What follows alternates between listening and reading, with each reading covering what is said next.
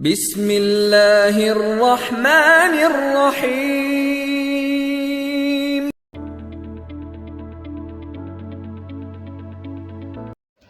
السلام علیکم ورحمۃ اللہ۔ یاجوج ماجوج حضرت نوح علیہ السلام کے تیسرے بیٹے یافس کی اولاد میں سے ہیں۔ یہ انسانی نسل کے دو بڑے وحشی قبیلے گزر چکے ہیں جو اپنے ارد گرد کے رہنے والوں پر بہت ظلم کیا کرتے تھے اور انسانی بستیاں تک اجاڑ دیا کرتے تھے۔ قرآن مجید کی آیات اور تاریخی شواہد سے معلوم ہوتا ہے کہ یہ لوگ شمال مشرقی ایشیا میں زندگی بسر کرتے تھے اور اپنے وحشیانہ حملوں کے نتیجے میں ایشیا کے جنوبی اور مغربی علاقوں میں مصیبت برپا کرتے تھے۔ بعض تاریخ دانوں نے ان کے رہائشی علاقوں کو ماسکو اور توبل سیک کے آس پاس بتایا ہے، اور بعض کا خیال ہے کہ یاجوج ماجوج کے شہر تبت اور چین سے بحر منجمد شمال تک اور مغرب میں ترکستان تک پھیلے ہوئے ہیں۔ حضرت ذوالقرنین حیدر کے زمانے میں یاجوج ماجوج کے حملے وبال جان بن گئے تھے۔ ان کی روک تھام کے لیے حضرت ذوالقرنین حیدر نے پہاڑوں کے درمیان ایک مضبوط سد یعنی دیوار تعمیر فرمائی۔ ذوالقرنین حیدر اور سد ذوالقرنین حیدر کا ذکر قرآن کریم کی سورہ کہف میں موجود ہے۔ جس ذوالقرنین حیدر کا ذکر قرآن میں ہے، تاریخی شواہد سے وہ شخص کون ہے؟ تاریخ کی مشہور شخصیتوں میں داستان کس پر منطبق ہوتی ہے؟ اس سلسلے میں مفسرین کے درمیان اختلاف ہے۔ بعض کتابوں کے مطالعے کے بعد لوگوں نے ذوالقرنین حیدر کی شخصیت اور سد ذوالقرنین حیدر سے متعلق مختلف اندازے لگائے ہیں۔ بہت سے قدیم علماء اور مفکر سکندر اعظم کو ہی ذوالقرنین حیدر مانتے ہیں، مگر بعض اس کا انکار کر کے یہ دلیل پیش کرتے ہیں کہ ذوالقرنین حیدر دراصل حضرت سلیمان علیہ السلام کا لقب تھا۔ جدید زمانے کے کچھ مفسر و مفکر حضرت ذوالقرنین حیدر کو قدیمی ایرانی بادشاہ سائرس اعظم کا دوسرا نام قرار دیتے ہیں، اور یہ نسبتاً قریب بھی ہے، مگر بہرحال ابھی تک یقین کے ساتھ کسی شخصیت کو اس کا مصداق نہیں ٹھہرایا جا سکتا۔ حضرت ذوالقرنین حیدر کی بابت قرآن نے فرمایا ہے کہ وہ ایسا حکمران تھا جس کو اللہ تعالیٰ نے اسباب و وسائل کی فراوانی سے نوازا تھا۔ وہ مشرقی اور مغربی ممالک کو فتح کرتے ہوئے ایک ایسے پہاڑی سلسلے پر جہاں پہنچے جس کی دوسری طرف یاجوج ماجوج تھے۔ قرآن کریم کی سورہ کہف میں بحوالہ یاجوج ماجوج حضرت ذوالقرنین حیدر کے حالات بیان کرتے ہوئے فرمایا گیا ہے کہ جب وہ شمالی مہم کے دوران 100 دیواریوں یعنی پہاڑوں کے درمیان پہنچے تو وہاں ایک ایسی قوم تھی جس کی زبان ناقابل فہم تھی۔ تاہم جب ترجمان کے ذریعے گفتگو ہوئی تو انہوں نے عرض کیا کہ یاجوج ماجوج اس سرزمین پر فساد پھیلاتے ہیں، لہٰذا آپ ہمارے اور ان کے درمیان ایک سد یعنی دیوار تعمیر کرا دیجیے۔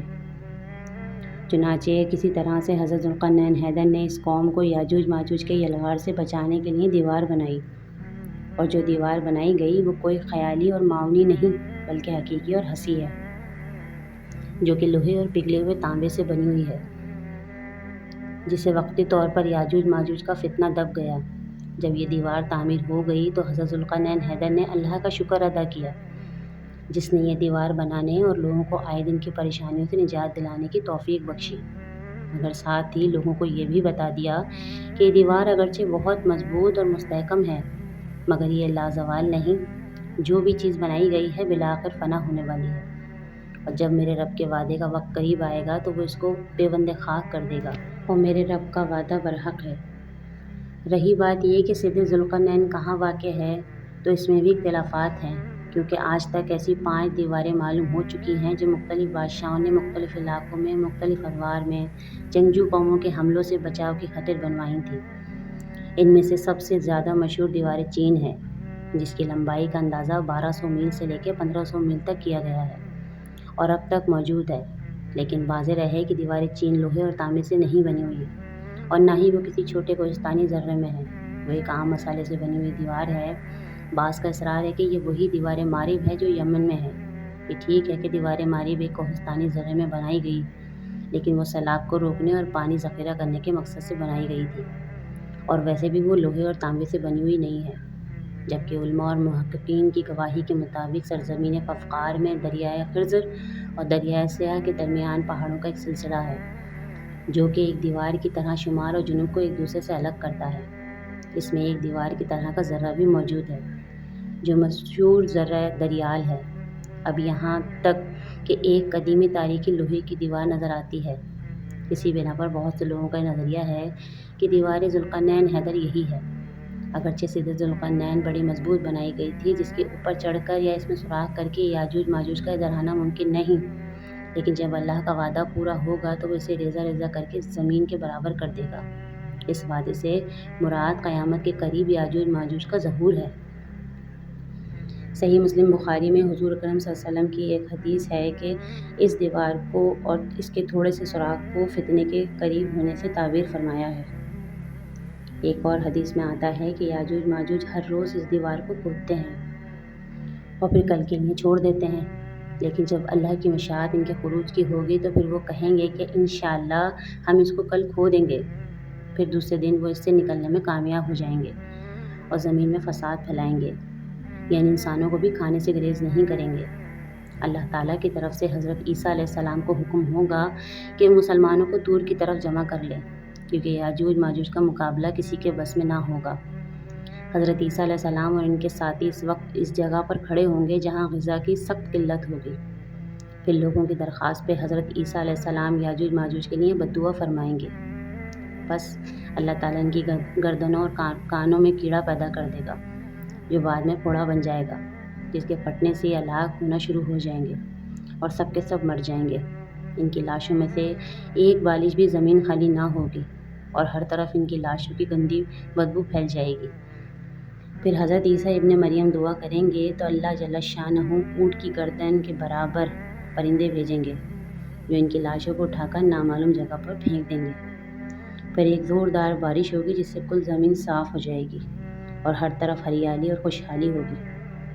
صحیح مسلم میں نواس بن سمان کی روایت ہے کہ یاجوج ماجوج کا ظہور حضرت عیسیٰ علیہ السلام کے نزول کے بعد ان کی موجودگی میں ہوگا، جس سے ان مفسرین کی تردید ہو جاتی ہے جو کہتے ہیں کہ چینی قومیں یا یاجوج ماجوج ہیں، یا تاتاریوں کا مسلمانوں پر حملہ، یا منگول ترک جن سے چنگیز بھی تھا وہ یاجوج ماجوج ہیں جن کا ظہور ہو چکا، یا مغربی قومیں ان کا مصداق ہیں کہ پوری دنیا میں ان کا غلبہ اور تسلط ہے۔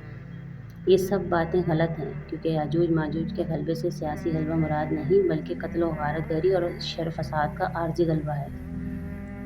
تاہم پھر وبائی امراض سے سب کے سب لقمہ اجل بن جائیں گے، اور پھر اللہ تعالیٰ ہمیں عیسیٰ علیہ السلام کی دعا کے توسط سے یاجوج ماجوج کے فتنے سے ہم سب کو محفوظ فرمائیں گے۔ میری دعا ہے کہ اللہ تعالیٰ اس طرح کے تمام فتنوں سے ہمیں اپنی پناہ میں رکھے۔ دوستو، اگر یہ ویڈیو آپ کو اچھی لگی اور آپ کی معلومات میں اضافہ ہوا ہو تو اس کو دوسروں تک ضرور شیئر کریں۔ میرے چینل کو لائک اور سبسکرائب کرنا نہ بھولیں۔ اگلی ویڈیو تک کے لیے مجھے اجازت دیجیے۔ السلام علیکم ورحمۃ اللہ۔